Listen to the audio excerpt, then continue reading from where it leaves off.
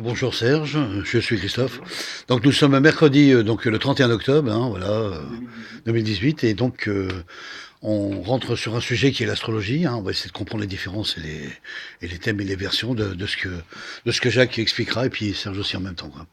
Vous pouvez y aller, vous pouvez déjà démarrer si Donc ça en vous fait, on dit. va improviser un échange avec Jacques. Oui, Ça fait quelques longues années qu'on se connaît déjà. d'accord. Et en fait, moi je voulais qu'on commence par une présentation pour présenter, je dirais, notre relation. Oui, moi aussi j'ai pensé à ça. Oui. Donc on est donc le 31 octobre 2018. Ouais. Moi je suis lyonnais, je viens sur Paris parce que j'interviens le 3 novembre prochain, donc samedi, aux rencontres de ciel et espace.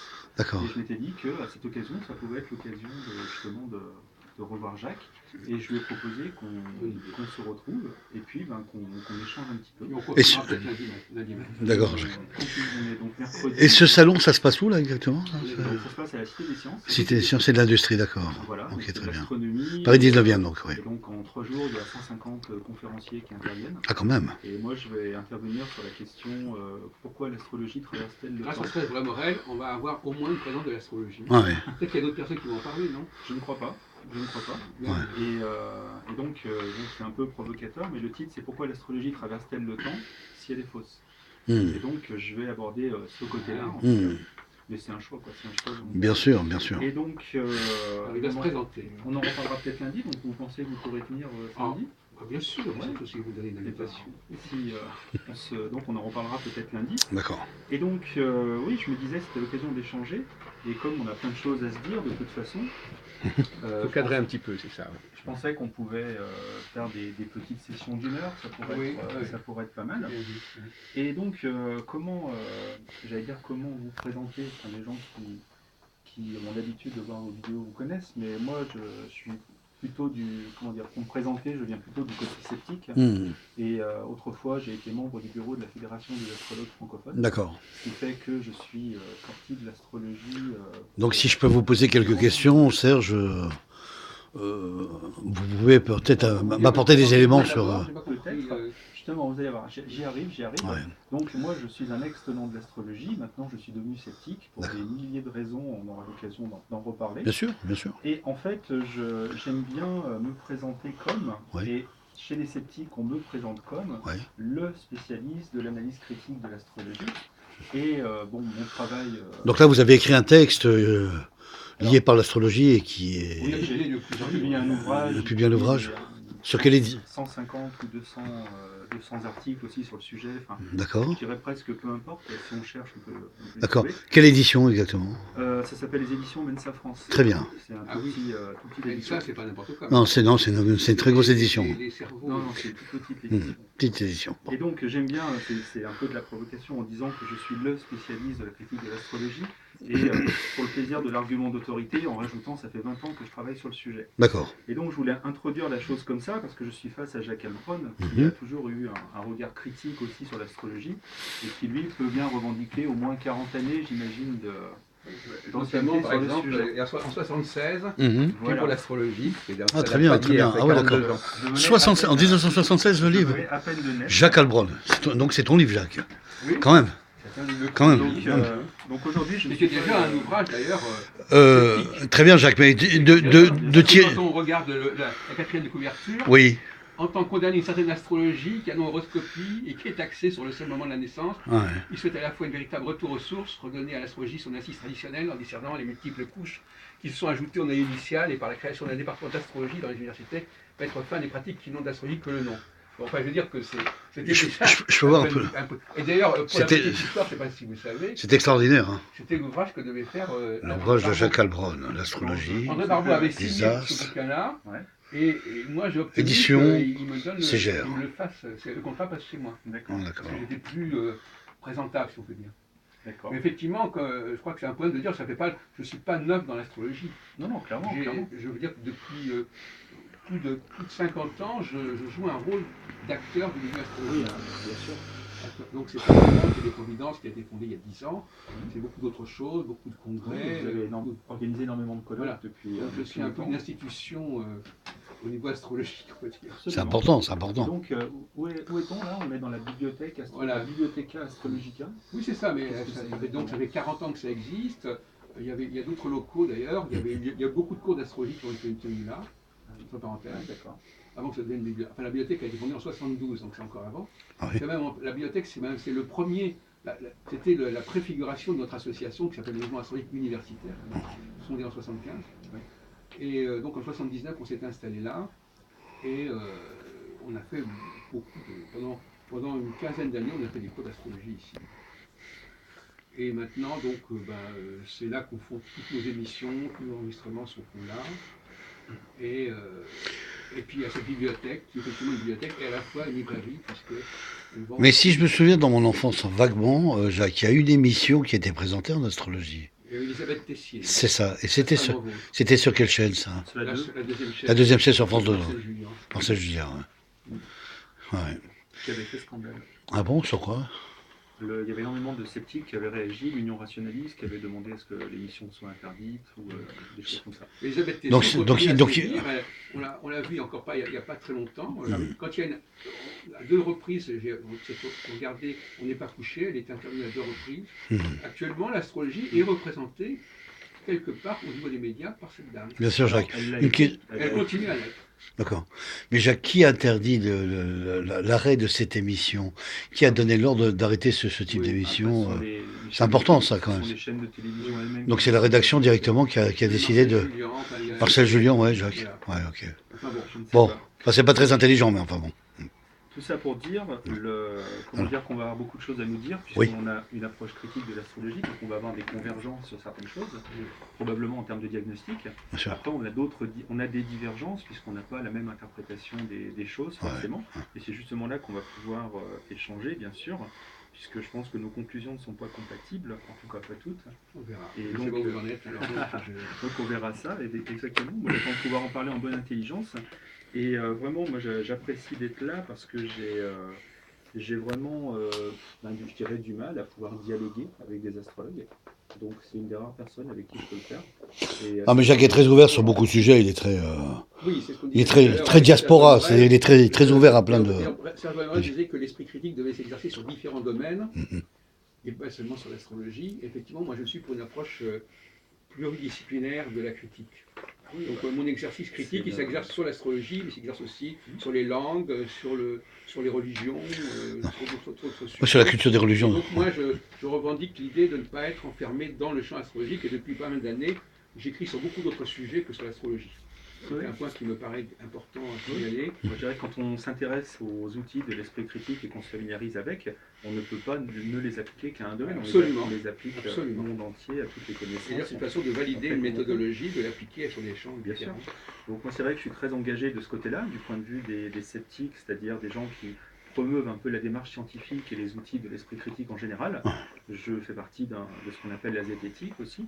Et, les astrosceptiques, on dit aussi.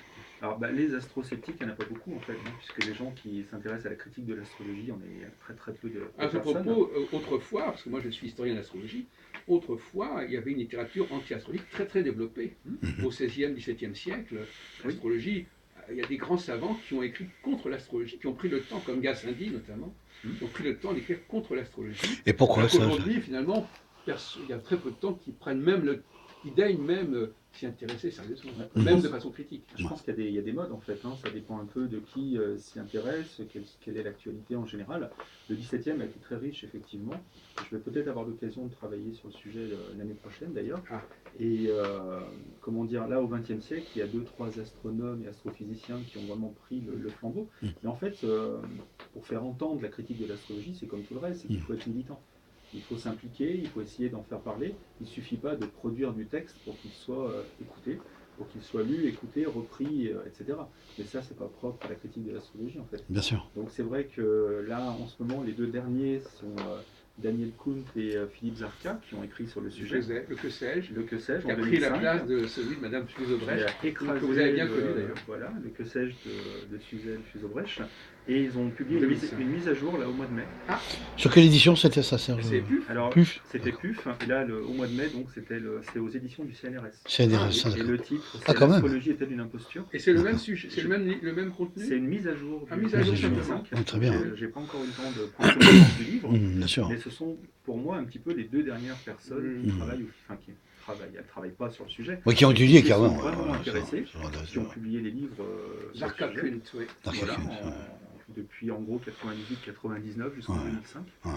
Et sinon, après, il faut remonter à d'autres noms, comme là, on remonte à des astronomes de l'Observatoire de Paris, par exemple Paul Couder. Alors j'ai une question, Serge. Alors, du fait que vous avez lu tous ces livres-là astrologiques, quel est le meilleur astrologue pour vous, l'écrivain qui a donné une performance sur ce thème d'astrologie, qui est plus compétent, Jacques, par exemple. Emblématique, c'est comme André Barbeau. André Barbeau, d'accord. C'est celui-là qui du côté des astrologues. Oui, c'est ça. Qu'est-ce qu'il a développé, Jacques, plutôt environ André Barbeau, qu'est-ce qu'il a... Dans les années 60, on parlait tout à l'heure d'André Barbeau, parce que c'est lui qui devait écrire pour l'astrologie. Et Barbeau est né en 21, il n'est toujours pas mort, il a donc près de 100 ans. Ah, quand même.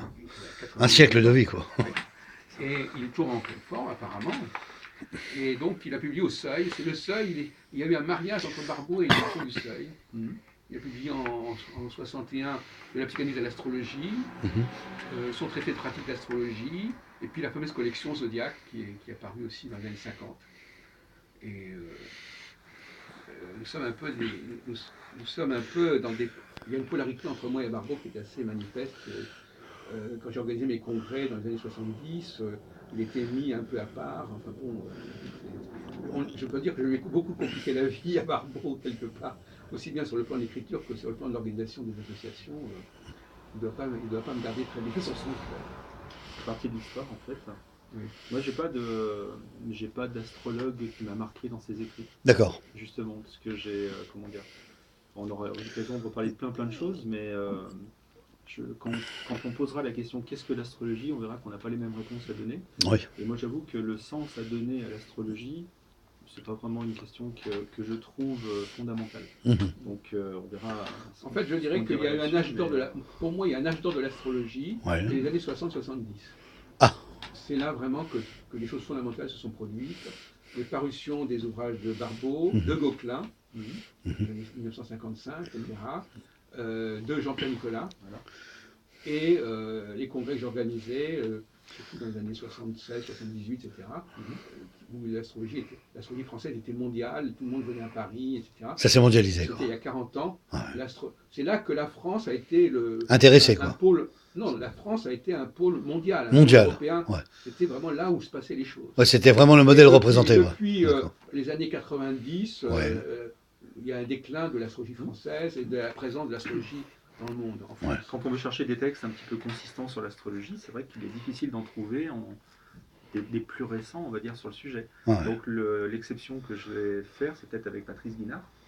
Il y a quand même de belles choses. Moi, j'apprécie les textes qu'il a produits. Son manifeste, par exemple. Voilà, son manifeste. Je ne suis pas du tout d'accord avec ce que j'y trouve, mais vraiment. Ah bah c'est bien, c'est bien. Il faut toujours avoir une analyse d'observation de. Alors déjà, et puis j'ai toujours de ça, bien sûr. Même quand j'étais encore du côté des astrologues, j'aimais bien dire aux sceptiques, mais comment se fait-il qu'il n'y ait aucune critique de ce texte-là Parce que c'est un texte qui est très très dense en fait. Et donc elle est toujours à faire cette analyse critique. Serge, l'astrologie, en fait, quel est son but? Elle sert à quoi pour les gens? Qu'est-ce que ça donne comme information? Enfin, qu'est-ce que ça explique comme information? Est-ce que ça influe? Est-ce que ça... Jacques, par exemple. Attendez, on va peut-être laisser... c'est ma dernière question, après je laisserai lire le texte. Non, parce qu'il faut comme suivre un peu un protocole. On y reviendra à cette question. Bon, d'accord, très bien. Je pense qu'on pourra en parler après. Bon, bah allez-y, Serge. Alors, je vais juste terminer par rapport Faites le récit du texte. À l'introduction, et puis après, on va en parler. Sans problème. On est obligé d'en parler. Ouais. Je ne sais pas si c'est intéressant, mais c'est vrai dans notre relation à nous, c'est vrai qu'on s'est rencontrés en 2005, on disait, à Lille. 2003, c'est pas. Non, 2003, 2005. J'étais pas encore là en 2004. D'accord, 2005 à Lille. À Lille. Au congrès des Didier Castille. Didier Castille, qui organisait une journée pour l'astrologie. Et donc ça a été l'occasion pour que vraiment on se rencontre. Et puis c'est vrai que pareil, on n'était pas en très bonne relation, on va dire, à ce moment-là. Et c'est vrai que ça a été l'occasion de se rencontrer, de déambuler, je me rappelle, pendant 3 heures dans les rues de Lille, à débattre, à échanger, donc à faire connaissance vraiment l'un avec l'autre. C'est bien parce que j'ai vécu là-bas, donc... D'accord. Et moi, c'est vrai que j'en ai gardé un bon souvenir, finalement, parce que c'était intéressant. Ça nous a permis de mettre au point, des mises au point, de lever des malentendus aussi. Bien sûr. Des malentendus qui existent beaucoup par écrit. D'ailleurs, c'est à cette époque-là que je suis passé que j'ai tenu compte de certaines réflexions de Serge Morel, qui me disait que les aspects, c'était abstrait, etc., que les équinoxes, c'était abstrait, et finalement, c'est là que j'ai basculé vers les étoiles fixes. C'est-à-dire qu'en fin de compte, je me suis aperçu qu'il valait mieux étudier. C'est là que j'ai compris l'importance qu'il y avait de la notion de rapport planète-étoile, oui, c'est ça. C'est ça en fait. Alors que jusqu'à présent, parce qu'il faut bien reconnaître que les étoiles fixes, ça avait été complètement évacué de l'astrologie de Barbeau, etc. Il n'en parle même pas. C'est un phénomène. Alors, bon, je ne sais pas si c'est un sujet que vous avez. En tout cas, moi, je vais vous dessiner. C'est quand même à la suite de cela que je me suis dit, mais c'est vrai qu'il y a quand même, il faut donner une dimension un peu plus concrète à l'astrologie, un peu plus visuelle.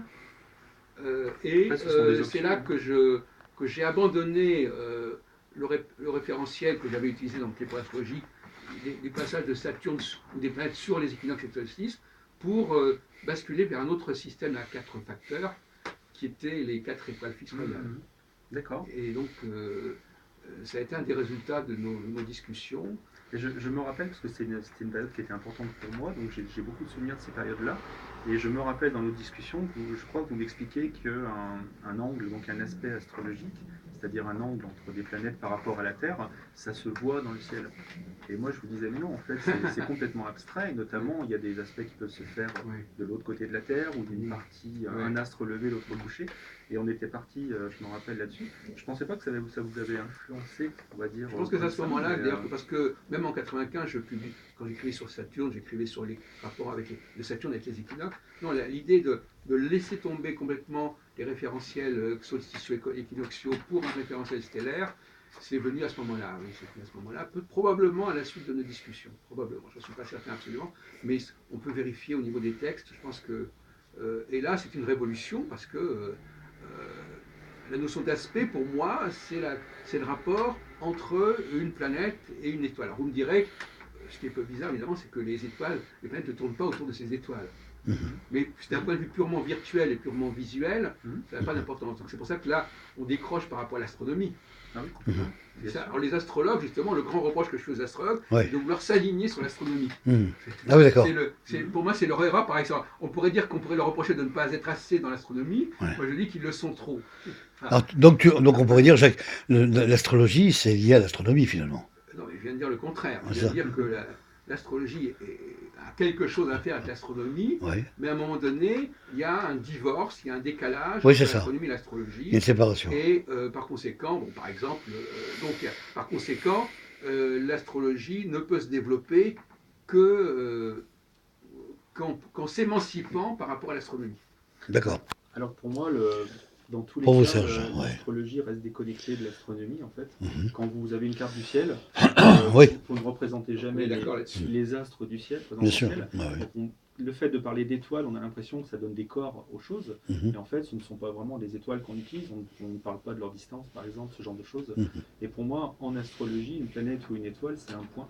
Simplement un point géométrique. Bien sûr. Et donc pour moi, la question de l'astronomie n'est même pas en jeu en fait là-dedans.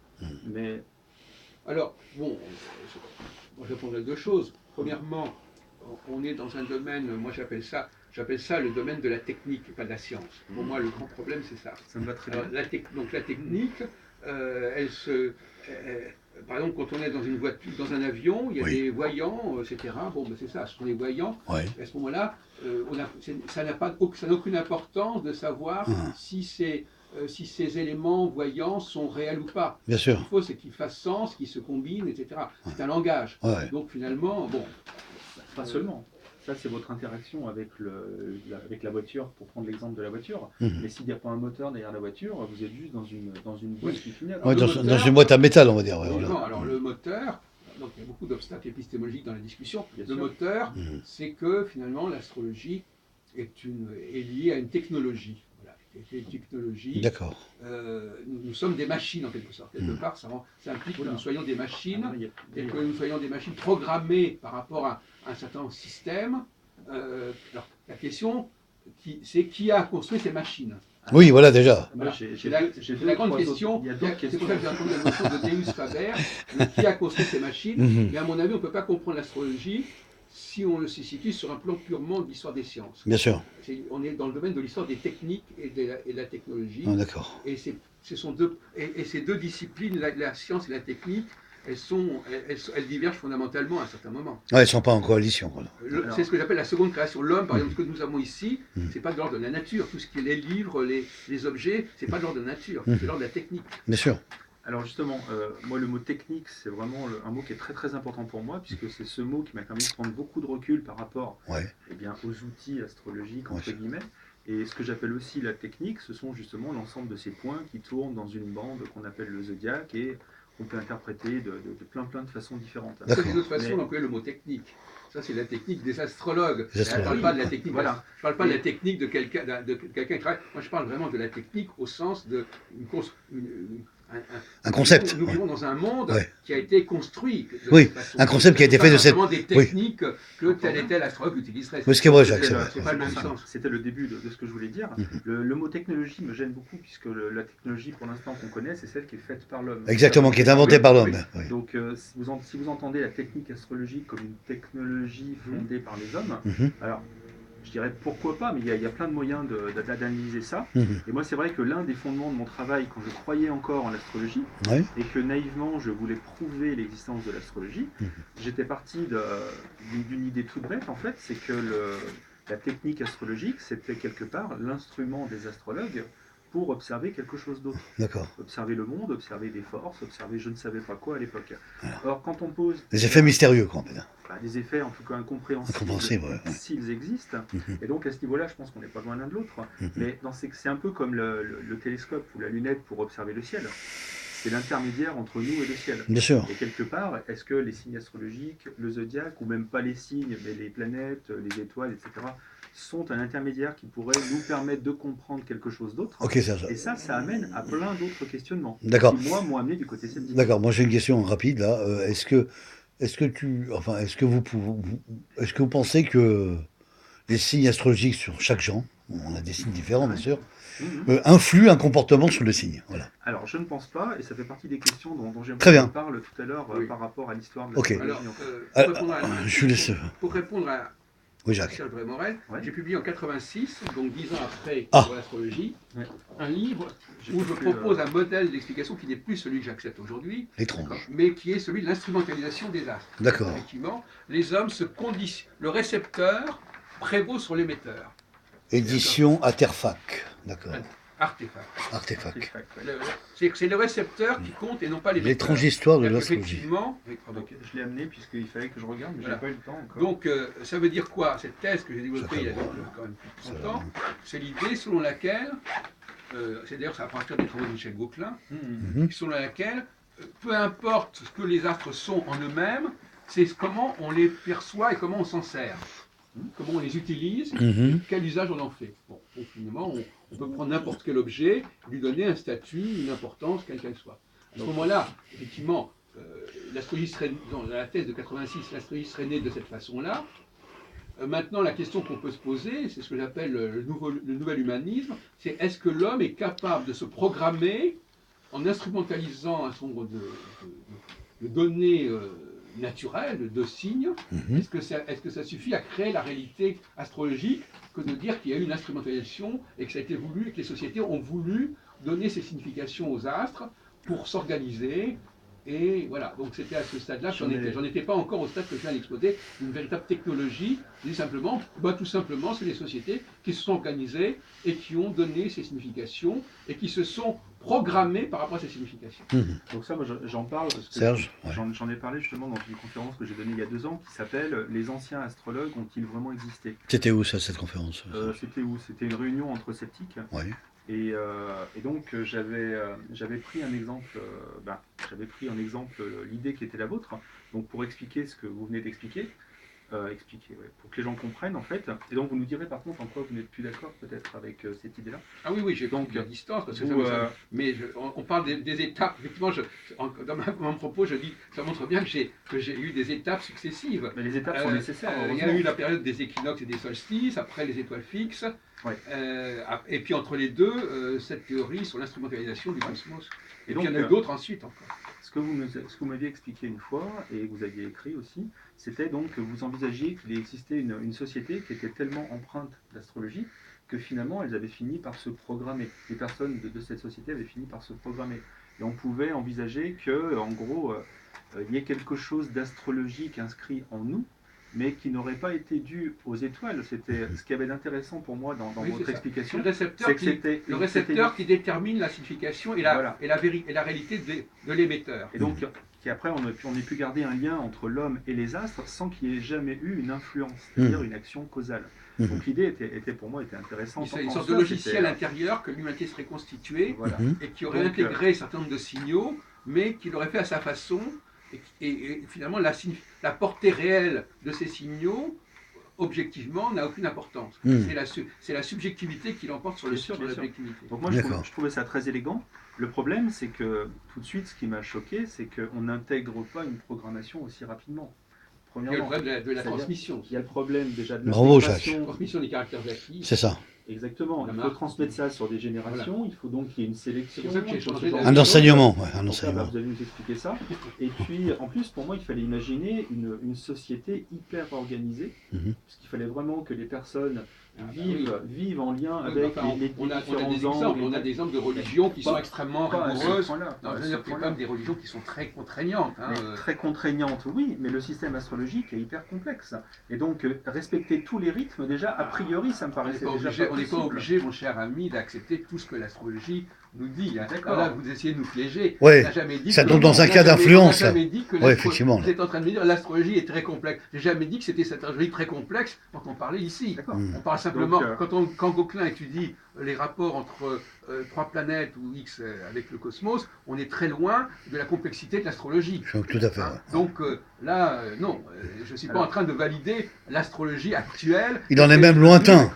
Je suis en train de parler d'une astrologie beaucoup plus simple, même à la limite presque trifonctionnelle, à la du Mésil, enfin les 3-4. Donc on n'est pas du tout à justifier l'astrologie comme voulait d'ailleurs Mme Fuzel-Fuzeau-Brèche, qui avait une façon un peu particulière de vouloir défendre l'astrologie. Donc il y a deux choses. La première, c'est que Gauquelin a produit des choses très très simples sur le plan astrologique par nécessité. Pour étudier quelque chose d'un point de vue statistique, on est obligé de faire très simple. Sinon, on ne peut pas isoler ce qu'on veut observer. Donc ça ne veut pas dire que Gauquelin a fait du simple parce qu'il voulait faire du simple. Il y a un problème à ce niveau-là. La deuxième chose, c'est pas que j'essaye de vous piéger ou de piéger quiconque, c'est que j'ai étendu vos pensées trop loin. Donc je me suis trompé, il n'y a pas de problème là-dessus.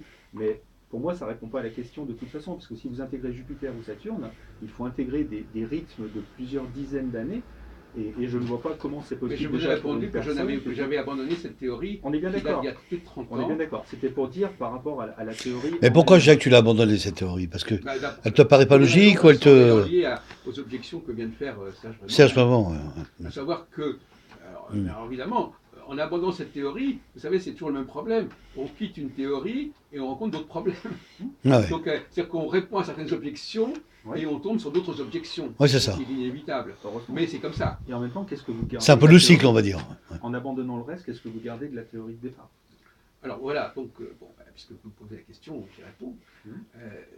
Puisque finalement, la grande question, la grande polémique que nous avions avec Serge Morel, c'est qu'il faut quand même qu'il s'attaque aux acteurs les plus offensifs de l'astrologie, qui sont l'élite, le fer de lance de l'astrologie, et pas l'astrologue moyen, etc., qui a des discours là-dessus. Des discours pragmatiques. Non, je dis simplement que c'est intéressant que j'intervienne pour vous dire voilà comment je vois les choses. Ça ne veut pas dire forcément que ça ne va pas être ce que disent les astrologues. C'est ça. Donc, moi aussi, je suis décalé. Alors, donc moi, j'ai basculé il y a déjà quelques années vers un autre modèle qui est ce que j'ai d'ailleurs expliqué tout à l'heure, qui est le modèle technologique. C'est-à-dire qu'effectivement, on est véritablement dans une systémique qui n'est pas simplement, comme j'avais dit en 86, une volonté subjective de regarder le ciel comme ça, mais véritablement l'organisation d'un système où l'homme serait connecté. Ce serait la découverte de ça, finalement, Jacques. Alors, l'organisation, par qui? Par qui, question. Bien sûr. Alors, finalement, par qui, par quoi? Alors, donc, on est obligé d'accepter l'idée de ce que j'appelle le Deus Faber, c'est-à-dire un dieu, pas le dieu originel, le dieu de la Bible, mais des dieux qui auraient, on pourrait, pour simplifier, des dieux extraterrestres, par exemple, qui auraient, avec une technologie très avancée, qui auraient instauré un système où l'homme était complètement mécanisé dans et connecté. Voilà. Dans ce fonctionnement, quoi. Voilà, il y aurait tout un fonctionnement qui serait mis en place, et donc on ne serait plus du tout dans le stade d'une simple volonté d'instrumentaliser. Ce serait quelque chose qui aurait été complètement organisé et qui relève, encore une fois, de la technologie, de la mécanique, et qui n'est plus du tout du domaine du vivant, en quelque sorte. Alors, moi, ce qui me gêne, c'est que j'ai l'impression de voir une application à l'astrologie des évolutions de la société. C'est-à-dire qu'on est dans une société hyper connectée aujourd'hui, et effectivement, on peut essayer de se dire, mais et si l'astrologie, finalement, pourquoi pas? Mais bon, c'est une première chose. La deuxième, c'est, je vois pas pourquoi il y aurait... c'est de comprendre, Serge, l'astrologie, pour quelqu'un qui ne connaît pas, qui n'a pas la notion du sujet, finalement. En fait, ce que je veux dire, c'est que... vous ne voyez pas pourquoi? À chaque époque, les nouvelles connaissances permettent de jeter un nouveau regard sur l'astrologie. Donc ça, c'est un nouveau regard. Je dis pourquoi pas, on peut retrouver ça on pourrait retrouver. Je suis désolé de dire que, au contraire, moi je connecte ça avec la Bible. Donc on pourrait revenir là-dessus. Non, au contraire, mes travaux ne parlaient pas de connexion. Donc Jacques, toi tu te fies. Parler d'une création, d'un Dieu qui crée, où il crée, tout ce qu'il crée est construit, et donc on peut forcément tout est connecté. Donc toi tu le relis à Dieu, quoi, en fait, finalement. L'astrologie, tu le relis à la religion. Oui, je dis que j'ai une lecture, parce que moi, comme je disais tout à l'heure, j'ai une approche pluridisciplinaire. Donc effectivement, j'ai une lecture de la Genèse, du livre de la création, où il ne s'agit pas. C'est-à-dire, je suis influencé par quelqu'un qui s'appelle Jean Saint-Dié, notamment. D'accord. Jean Saint-Dié, qui est mort en 78. D'accord. Je ne sais pas si vous le connaissez, S-E-N-D-Y. Il a écrit beaucoup de bouquins qui sont parus à la collection J'ai lu, je ne sais pas quoi. La Lune clé à la Bible, le cahier de cours de Moïse, etc. Où sa thèse, c'est, je l'ai d'ailleurs rencontré, juste avant sa mort, il a écrit d'ailleurs un ouvrage qui s'appelle L'Herbe du Verseau aussi. Sa thèse, c'est que la Bible nous parle de Dieu, Y au pluriel, qui serait venu et qui aurait créé notre humanité, qui aurait réaménagé notre humanité, qui aurait restructuré, etc. Et il le voit à travers, quand on dit au commencement était le monde, etc., c'est pas le monde au sens universel du terme, c'est notre monde. Là où le commencement, le monde démarre, quoi, en fait. Non, mais notre monde à nous, pas le monde universel. Oui, le monde humain. Voilà, le monde humain, le système solaire. Voilà, c'est pas du tout l'histoire du monde. Ah non, pas du tout. C'est l'histoire de notre monde à nous. De la population humaine sur la Terre. C'est pas la lecture que font généralement les exégètes. On parle pas du cosmos. Bien sûr. Et par contre, pourquoi y aurait-il besoin déjà de quelqu'un qui nous aurait précédé sinon parce qu'il faut... C'est un peu l'histoire de l'horloger et de l'horloge, quoi. Parce qu'il faut quelqu'un pour fabriquer la technologie. On envisage l'existence de quelqu'un. Toujours. Mais là, vous êtes en train de dire quelqu'un qui aurait à la limite créé le système solaire, organisé le système solaire. Ou alors qui nous aurait créé en fonction d'un système solaire préexistant. Oui, c'est ça. Oui. Mais quel serait l'intérêt, quel serait le projet alors? Parce que pourquoi faire ça?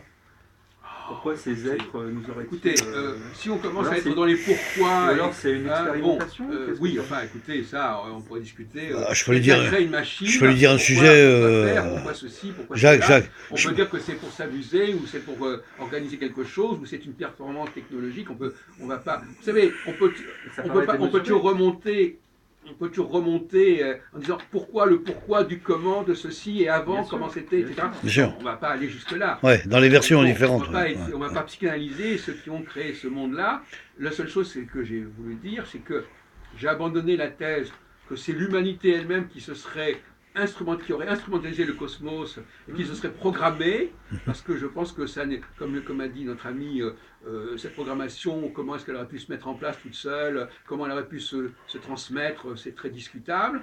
Et donc j'ai préféré opter, puisque c'est mon approche des générales, pour une technologie, hyper-technologie, que nous serons peut-être capables d'ailleurs dans 100 ans ou dans 200 ans de maîtriser. Bien sûr. Mais qui est en avance sur notre technologie actuelle. Oui, qui travaille actuellement sur cette technologie. Voilà, qui est en avance, on est en avance, c'est pour ça qu'ils sont à la recherche. On n'a pas les outils pour comprendre ce phénomène, mais à mon avis, c'est ça. Donc finalement, je crois que moi je développe vraiment l'approche technologique, c'est-à-dire que voilà, l'opposition, le conflit entre science et technique, c'est complètement fondamental. Et effectivement, tous les objectifs qui consistent à vouloir inscrire l'astrologie dans le champ de la science, au sens de la physique, sont voués à l'échec. D'accord. Donc tout ce que je fais depuis très longtemps, c'est de dire non, il ne faut pas attendre il ne faut pas s'attendre à savoir si les astres agissent sur nous ou pas. Oui, je comprends très bien, Jacques. C'est quelque chose qui a été programmé, qui a été établi, mais qui est totalement artificiel. Voilà. On est dans le domaine de l'artificiel. Bien sûr. Alors je pourrais te dire, d'accord, je pourrais dire comme ça que ça serait un peu le mystère de l'environnement finalement, Jacques, non? Un peu, quelque part. C'est-à-dire que notre humanité, d'ailleurs on pourra en discuter, notre humanité, elle a quelque chose d'assez inquiétant parce que nous sommes presque des robots à la limite. Nous sommes presque des robots. Moi je comprends. Nous sommes des mécaniques et ça a été voulu comme ça. Et d'ailleurs, je suis obligé de faire une parenthèse, si on lit le livre 31, le chapitre 31 de Jérémie, du livre de Jérémie, eh bien, c'est quand on parle de la Nouvelle Alliance, si vous êtes intéressé par les questions de théologie, parce que moi, la théologie est très importante dans ma réflexion. La Nouvelle Alliance, on dit carrément, si vous lisez le chapitre 31 de Jérémie, il est dit, la Nouvelle Alliance, vous ne serez plus en train de lire des livres, ces livres seront ancrés en vous. Ah bon? Oui. Et c'est d'ailleurs répété dans le schéma Israël. C'est gravé dans ton cœur. Oui, c'est vrai. C'est-à-dire qu'en réalité, finalement, alors on n'est plus du tout dans la liberté. Non. À ce niveau-là. C'est-à-dire qu'en fin de compte, on est dans le conditionnement. Jérémie le dit déjà, mais c'est certainement un texte encore plus ancien. L'idée, il raconte que quelque part, à un moment donné, nous étions libres à un moment donné et que finalement, comme nous désobéissions, comme nous, je sais pas, on a toute une théorie de la désobéissance dans la Genèse, etc., eh bien, on nous a programmés pour ne plus pouvoir désobéir. Et donc finalement, nous sommes devenus effectivement des machines, des mécaniques, des robots. Et c'est cela que nous dit l'astrologie. Et c'est aussi c'est pour ça qu'il y a une objection contre l'astrologie, parce que précisément, c'est un discours qui peut faire problème. Et ça renvoie d'ailleurs à la question juive, puisque dans Jérémie, il dit, finalement, ce sont ces juifs qui ont désobéi, qui n'ont pas respecté les commandements, eh bien, désormais, ces commandements seront gravés en eux. C'est vrai, on en avait parlé de ça. Ils ne pourraient même plus, tout à fait, Jacques. s'en éloigner, ils ne peuvent même plus s'en sortir. Oui, c'est ça. Ils restent conditionnés par les 10 commandements. Quoi. Donc moi, j'ai plein de choses à répondre à ça. Vas-y, Serge. Dans des livres aussi importants que la Bible et tous les commentaires qui ont eu lieu, je pense qu'on peut toujours trouver quelqu'un qui a dit quelque chose qu'on peut reprendre et qui est un peu dans les mêmes idées que nous. Donc moi, je comprends ça. On peut pas faire autrement. Si on veut remonter au passé de l'humanité, il faut bien trouver des traces dans les Écritures. Voilà. Des analogies, on en trouvera et c'est intéressant. Si on rentre dans la sphère du sujet religieux, Jacques, je te l'avais déjà dit, moi je ne suis pas d'accord avec l'Église catholique qui change souvent de testament. Voilà, bon après, etc. J'aime bien les versions officielles, vous voyez. J'aime bien les versions originales. Moi, je suis comme ça. La version originale, c'est le rôle de l'historien de retrouver la version originale, et ça, c'est pas donné à tout le monde. Exactement, voilà. Donc, je vais continuer. Vas-y, ça. Donc, trouver des analogies, on en trouve tous dans ces textes-là. Ouais. Après, affirmer que l'analogie n'est pas là par hasard et qu'on peut en tirer quelque chose pour soutenir une autre thèse, moi, c'est quelque chose dont je me méfie. Mais je pourrais très bien me passer de la référence biblique. Et à ce moment-là, la thèse serait moins argumentée. Serait moins importante, exactement. Non, mais ça serait peut-être un argument supplémentaire. Non, mais c'est ça le problème, c'est que chaque fois qu'on essaie d'expliquer un élément supplémentaire... Oui, il faut apporter des arguments. On va vous dire, ah oui, cet élément... Ah bon, admettons que je n'ai pas dit ça, eh bien tant pis, je ne l'ai pas dit. Donc non, il ne faut pas attaquer sur tout n'importe quoi et tous azimuts. Si je l'ai dit parce que ça me paraît confirmé, mais je peux très bien m'en passer. Bien sûr. D'accord, il n'y a pas de souci. Donc, sans s'énerver, Jacques, sans s'énerver. Un argument supplémentaire, j'attends qu'il donne un autre argument, et cet argument-là, je vais l'attaquer parce que... Non, mais il ne faut pas non plus exagérer. Non, moi, on essaie de peser les choses, et ça, je ne peux pas prendre ça pour peser par rapport à votre théorie. Ça ne remet pas en question le passé de l'humanité. Comment connaît-on le passé de l'humanité ? Par les Écritures. Exactement, j'allais le dire. J'allais te le dire, Jacques. Quand on remonte au-delà de l'Écriture, il reste des tas d'autres traces de l'humanité. Bien avant l'Écriture. L'Écriture ne fait pas tout. L'Écriture, c'est quand même très important. C'est quand même la base, je suis désolé. Ce que disent les Écritures sur l'histoire de notre humanité. Sur les hommes préhistoriques, on sait beaucoup de choses, mais pas par rapport à l'Écriture. Ah bon, comment ils ont fait les hommes préhistoriques ? Ils ont gravé des schémas sur des pierres. Bien sûr, on a quelques schémas. Qu'est-ce qu'il est en train de dire, Jacques ? C'est logique. Il y a eu des écritures, que ce soit fait par la pierre ou par le papier ou par le... Ah d'accord. Ce ne sont pas les seules traces. Ils ont laissé énormément. Il y a plusieurs traces. construction, bien sûr. Des sépultures, Dans plusieurs pays, ce bien genre de sûr. choses, Ah oui. et bien avant qu'il y ait l'écriture. Ah, d'accord. Je veux dire, c'est Non, dans mais ce sens-là. l'écriture ne fait que reprendre des traditions orales. Mais évidemment. Pas sur les mots, s'il vous plaît. Peu importe. Non, non, mais Non, et après, il y a de la nouveauté dans l'écriture aussi. On ne fait pas seulement que reprendre. Non, mais il ce faut qu'il y avoir avait une approche auparavant. critique des écritures. Bien sûr. Justement. Et d'autre part, l'astrologie elle-même, Hmm. pour renverser la preuve, l'astrologie elle-même témoigne justement de ce phénomène. Alors on peut renverser, vous savez, on peut prendre le problème par tous les angles. Bien sûr. En disant, Prenons-le, puisqu'il y a mais l'effet astrologique, il faut bien que ça s'explique. Moi, Donc Ouais. on peut aussi dire Alors, ça comme justement, ça. Moi je alors, prends les choses comme ça. Il faut Ça la... tombe bien. Mais- C'est l'autre chose que je Mais voulais Jacques, ce que je veux dire, c'est répondre. que pour moi, l'astrologie, mon avis personnel, c'est que, comme tu viens de le citer, c'est repris par des écritures dans le passé par d'autres historiens. Voilà. Etc. Ils essaient de monter en évolution pour mieux faire comprendre le mécanisme de l'astrologie et puis de toute cette histoire. Voilà. Il faut avoir un discours Ouais. qui concilie la théologie, l'histoire des sciences, Bien l'histoire sûr. de l'astrologie, l'histoire des dates. Tout ça doit être cohérent. Complet, ouais. Et si on fait abstraction d'un certain nombre de pôles très importants, Ouais. de toute façon, peu importe. De toute façon, pour l'instant, on ne vous a pas entendu Là dire... maintenant, j'aimerais répondre déjà, mais je ne peux pas pour l'instant. Si. Donc j'aimerais Oui, répondre. justement. On t'écoute, Donc, Serge. Là, vous êtes quand vraiment on exposé reprend- maintenant. Quand on reprend l'histoire de l'astrologie, je veux dire, les astrologies ne sont pas seulement cumulatives, elles sont vraiment différentes au fil des Mhm. époques. Mhm. Donc un astrologue qui arrive, les astrologues en fait passent leur temps à proposer des choses nouvelles. Ils Ouais. ne font pas que reprendre ce qui a été fait avant pour le préciser ou comment dire, l'améliorer, ce genre de choses. sûr. Ça pour moi c'est une mauvaise approche des choses. Mhm. La deuxième chose, et en science et avec une approche scientifique, il y a une erreur qui est commune et dont il faut se méfier, Mhm. c'est qu'il ne faut pas essayer d'expliquer un phénomène avant d'en avoir prouvé l'existence. Donc quand on emploie le mot phénomène... Ou avant qu'il soit vécu, c'est-à-dire. alors. Non, il faudrait encore Existentiel. arriver à définir quel phénomène il pourrait y On avoir n'a pas derrière commencé par l'astrologie. là. On n'a pas commencé par là. Non, mais là, Donc, vous venez de- vous venez on d'en va parler, reprendre le problème par c'est d'autres l'occasion. angles. Le problème de la trifonctionnalité, par exemple, qui est aussi un phénomène attesté au niveau de l'histoire des civilisations, c'est très important, ça. Mhm. Le fait que la société soit distribuée et construite comme ça, c'est un marqueur très important. Ça peut être un marqueur très important. Je ne suis pas sûr que ce soit le cas dans toutes les sociétés de par le monde. Et quel est le rapport avec l'astrologie? Ah bah justement, le rapport à l'astrologie, c'est que moins l'astrologie le développe, c'est une astrologie ternaire, qui est fondée sur 3 planètes, Mars, Voilà. Jupiter et Saturne. Donc elle est ternaire, comme la trifonctionnalité, j'imagine, mais c'est pas pour ça qu'il y a un lien entre les deux. Il se trouve que les 3 planètes en question, ce sont justement les 3 planètes que Gauquelin a mis en évidence en 1955. Comme par hasard. Ah oui. Bon. Comme par hasard, D'accord. vous ne les avez pas choisis par hasard non plus. Alors, si on regarde le système solaire, Oui, Jacques. comment on se dit, on va revenir aux travaux de Nicolas, pas seulement. Ouais. Le système solaire, vous avez quoi dans le système solaire? Vous avez les planètes intérieures, Bien c'est-à-dire, sûr. Mercure, Vénus et puis Mars, le Soleil, voilà, etc. Mercure, Bon, voilà. non, intérieures, Ah oui, pardon. dont la révolution est égale à l'année en quelque sorte, donc finalement qui n'ont pas beaucoup de signification sur le plan chronologique et cyclique. Vous avez les planètes au-delà de Saturne qui étaient inconnues jusqu'en 1781, etc., et qui, elles, donc, n'ont pas pu jouer de rôle important dans l'histoire de l'astrologie. Oui. Et entre les deux, vous avez quoi?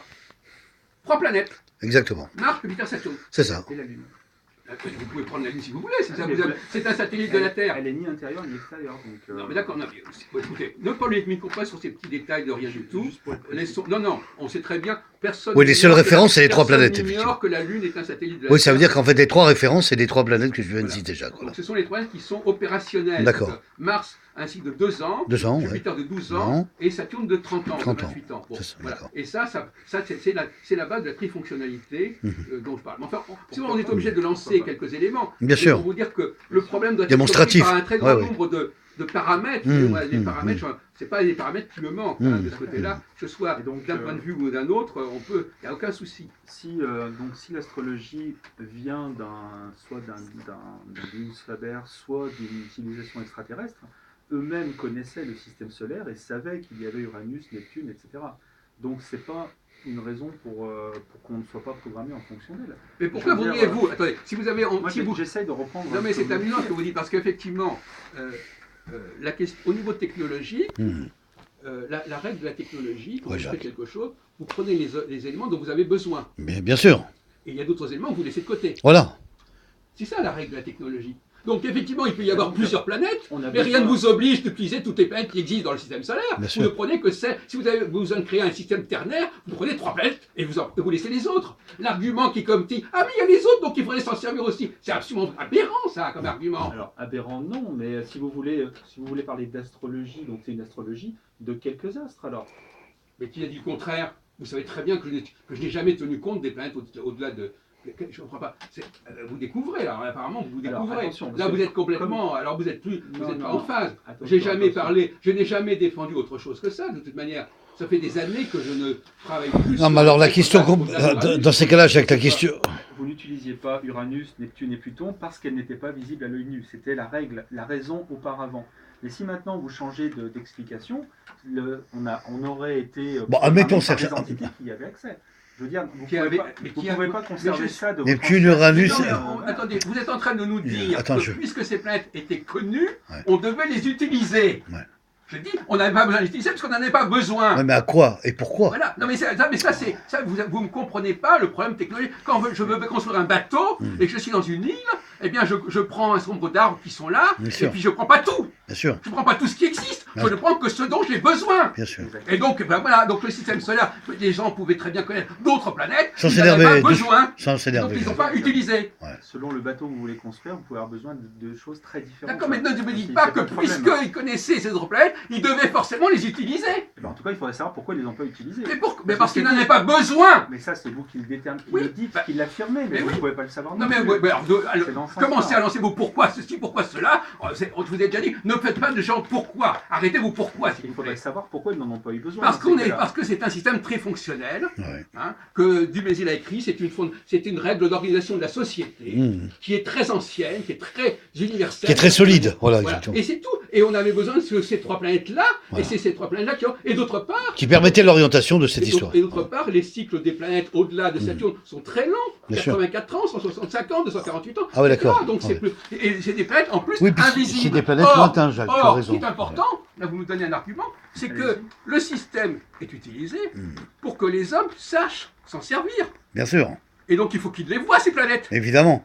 Et les planètes qu'ils ne voyaient pas. À l'observatoire, Ils n'allaient pas avoir des télescopes pour voir ces planètes. les télescopes. Donc, ouais. ils Observatoire sont- ils ne télescopique. pouvaient- ils ne pouvaient se servir que de ce qu'ils voyaient. Exactement. Donc là, on tombe dans une sorte de parano, de délire, de délire, ouais. scientifique, disant ah Psychologique, oui, ils auraient dû les connaître, ouais. ils existaient, elles existaient. Ouais, Ça a été élaboré pour que les hommes sachent se repérer. bien sûr, Et donc, on a pris des planètes qu'on pouvait voir, bien et sûr. pas des planètes qu'on ne voyait pas. Qui sont invisibles, bravo. Excusez-moi. Ouais, c'est ça.